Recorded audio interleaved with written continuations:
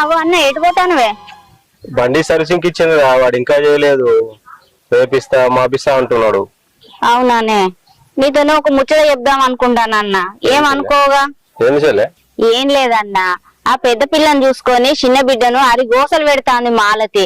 ఏందో గంటగానం ఎందుకు కొడతానవే అంటే నాకు ఇద్దరు సమానమే అంటాంది. ఏం చెప్పినా వినేటట్టు కూడా లేదు. నువ్వన్నా పెద్దదాన్ని హాస్టల్ ఎత్తి అయిపోతుంది కదన్నా. నేను ఏం చేయొచ్చులే, మా వదిన చనిపోయిన కానించి పెద్ద బిడ్డలా చూసుకుంటుంది మాలతి. వాళ్ళిద్దరిని హాస్టల్ చేద్దామంటే అట్లా కూడా వింటలేదు.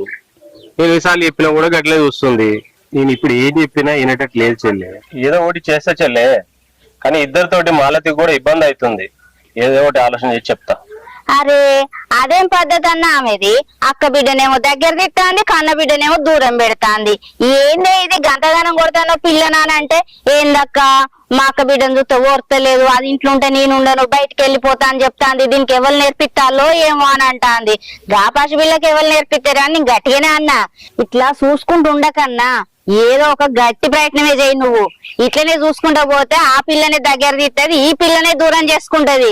ఆమెకు కూడా ఇబ్బంది కదన్నా, ఇద్దరిని సాదాలి సౌర్యాలి బడికి తోలాలంటే. ఏమిట్లకేమైంది చెప్పు? ఇప్పుడు హాస్టల్లో ఎంతమంది పెడతలేరు పిల్లల్ని? అక్క బిడ్డను పెట్టను, నేను సొంత బిడ్డ లెక్కనే చూసుకుంటా అంటాంది. జర నువ్వైనా ఆమెకు అర్థమయ్యేటట్టు చెప్పన్నా. నువ్వన్నట్టు ఏదో ఒకటి చేస్తారా? సరేనా? సరే అన్నా. అయ్యో రామా, వీళ్ళ లొల్లులలో పడి నాకు ఊరి ఓడు లేట్ అవుతాంది.